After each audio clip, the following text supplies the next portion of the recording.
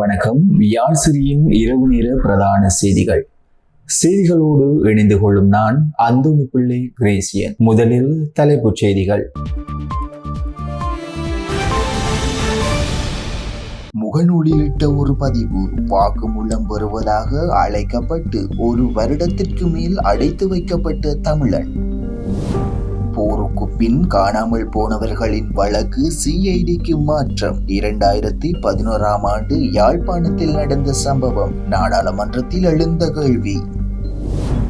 நாட்டில் கொலைகள் அனைத்தும் மிகவும் எளிமையான முறையில் மறைக்கப்படுகின்றன. ஜேவிபியின் பயங்கரவாதத்தை நோக்கி நாடு நடத்தப்படுகின்றது.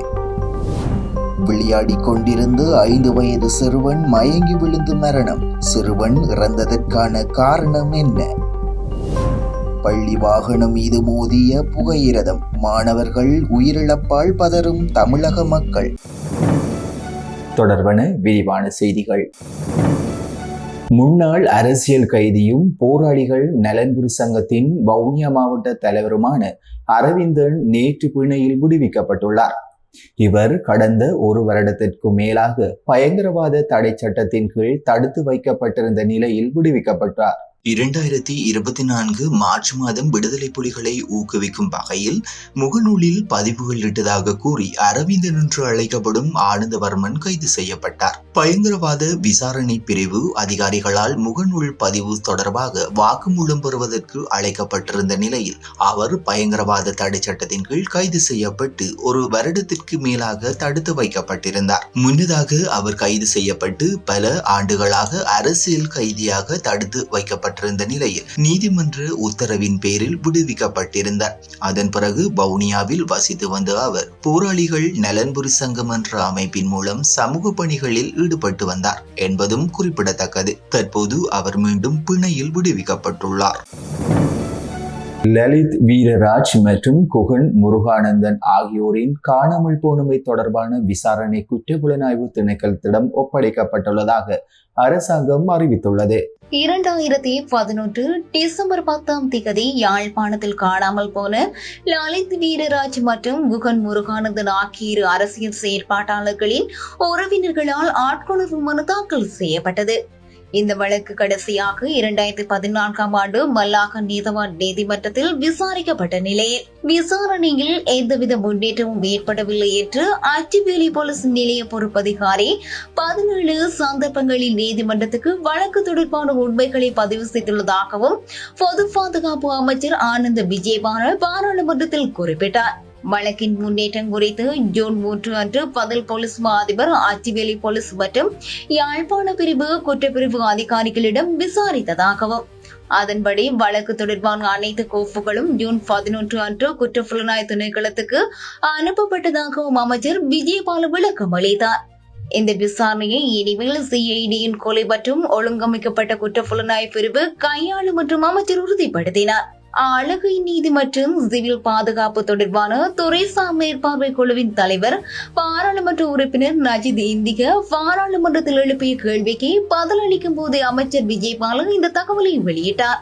போருக்கு பின் காணாமல் போனவர்களான லலித் வீரராஜ் மற்றும் குகன் முருகானந்தன் ஆகியோரின் வழக்கு குறித்தும் வடக்கு மற்றும் கிழக்கு மாகாணங்களில் போருக்கு பின்னரான காலத்தில் காணாமல் போனவர்கள் தொடர்பான விசாரணைகளின் முன்னேற்றம் குறித்தும் இந்திக கேள்வி எழுப்பியிருந்தார்.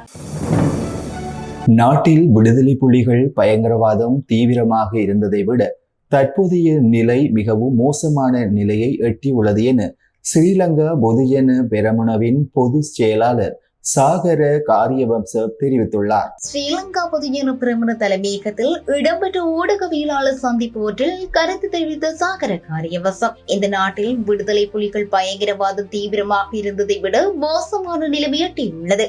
1988 தொடக்கம் 1989 வரையான காலகட்டத்தில் ஜேவிபியின் பயங்கரவாத நிலையை நோக்கி நகர்ந்து வருவது இப்போது தெளிவாக தெரிகிறது என்றும் அவர் மேலும் தெரிவிக்கையில், நீதிமன்றத்தில் மக்கள் சுட்டுக் கொல்லப்படுவதை காண்கின்றோம். போலீசாரின் முன்னிலையில் மற்றும் வீடுகளில் மக்கள் கொல்லப்படுகின்றார்கள். கொலைகளை மிகவும் பொதுவான விடயமாக்க அரசாங்கம் முயற்சிக்கின்றது. கொல்லப்படுபவர்கள் போதைப் பொருட்களில் ஈடுபட்டவர்கள் அல்லது பாதாள உலகில் ஈடுபட்டவர்கள் என்று கூறி அரசாங்கம் மிக எளிதாக அதிலிருந்து தப்பிக்க முயற்சிக்கின்றது. கொள்கலன் சம்பவத்தில் நடந்த மோசடியை முதலில் அம்பலப்படுத்திய டான் பிரியசான் தனது சொந்த வீட்டிலே வைத்து சுட்டுக் கொல்லப்பட்டார். அந்த கொலைகள் அனைத்து மிகவும் எளிமையான முறையில் மறைக்கப்படுகின்றன. இந்த கொலைகளுக்கு பின்னால் இந்த அரசாங்கம் உள்ளது. ஒரு பாசிச ஆட்சி உருவாக்கும் நோக்கத்திற்காக முக்கிய அடிப்படை நிபந்தனை இதுதானா என்பதில் எங்களுக்கு பெரும் சந்தேகம் உள்ளது. பாசிச ஆட்சியால் அதன் எதிரிகளை அடக்க முடியாத போது அடையாளம் தெரியாத துப்பாக்கி ஏந்தியவர்கள் மூலம் அவர்கள் கொலை செய்யப்படுகின்றார்கள் என சாகர காரியவசம் குற்றம் சாட்டியுள்ளார். மித்தனிய போலீஸ் பிரிவுக்குட்பட்ட ஜீலம்பிட்டிய பகுதியில் வசித்து வந்த 5 வயது சிறுவன் ஒருவன் நேற்றைய தினம் திடீர் நோய் நிலைமை காரணமாக உயிரிழந்துள்ளார். சிறுவன் சைக்கிள் ஓட்டிக் கொண்டிருந்த போது திடீரென மயக்கமடைந்துள்ளார். உடனடியாக கட்டுவானு பிரதேச வைத்தியசாலையில் அனுமதிக்கப்பட்ட பின்பு மேலதிக சிகிச்சைக்காக வலஸ்முல ஆதார வைத்தியசாலைக்கு மாற்றப்பட்டார். எனினும் வைத்தியசாலையில் அனுமதிக்கப்பட்ட பின்னர் அச்சிறுவன் உயிரிழந்துள்ளதாக தெரிவிக்கப்படுகிறது. எவ்வாறாயினும் சிறுவனின் மரணத்துக்கான காரணம் இதுவரை கண்டறியப்படவில்லை. அடுத்து சர்வதேச செய்திகள். இந்தியாவின் கடலூர் மாவட்டத்தில் பாடசாலை மாணவர்களை ஏற்றிச் சென்ற பள்ளி வாகனம் ஒன்று தொடருந்துடன் மோதி விபத்துக்குள்ளாகியுள்ளது. இந்த விபத்தில் 3 மாணவர்கள் சம்பவ இடத்திலேயே உயிரிழந்துள்ளனர். கடலூர் மாவட்டம் ஜெம்மங்குப்பத்தில் தனியார் பள்ளி வான் மீது தொடர்ந்து மோதிய இந்த கோர விபத்தில் 3 பள்ளி மாணவர்கள் உயிரிழந்துள்ளனர். மேலும் தனியார் பள்ளி வாகனத்தில் பயணித்த 10க்கும் மேற்பட்டவர்கள் படுகாயமடைந்துள்ளனர். விழுப்புரத்தில் இருந்து மயிலாடுதுறை சென்ற அதிவிரைவு தொடருந்து பள்ளி வாகனம் மீது மோதியுள்ளது.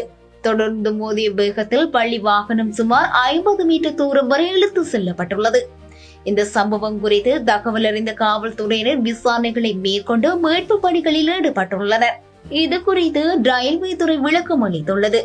இதில் நேர கட்டுப்பாட்டாளர் கடவையை மூட முயன்ற போது வாகன சாரதி அவசரப்படுத்தி தண்டவாளத்தை கடந்து செல்ல வற்புறுத்தியதாக தெரிவிக்கப்பட்டுள்ளது. இருப்பினும் இதை மறுத்த சாரதி அங்கு எந்த பாதுகாப்பு கடவையும் போடப்படவில்லை என்று தெரிவித்துள்ளார். இந்த கோர விபத்தில் படுகாயமடைந்த பள்ளி மாணவர்கள் மருத்துவமனையில் அனுமதிக்கப்பட்டுள்ளனர்.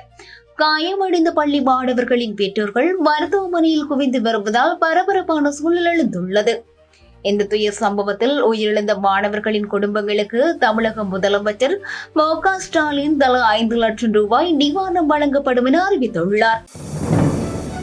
இத்துடன் யாழ்சிரியின் இரவு நேர பிரதான செய்திகள் நிறைவடைகின்றது. உடனுக்குடன் செய்திகளை அறிந்து கொள்ள யாழ்சிரி மீடியா இணையதளத்துக்கு பிரவேசியுங்கள். நன்றி, வணக்கம்.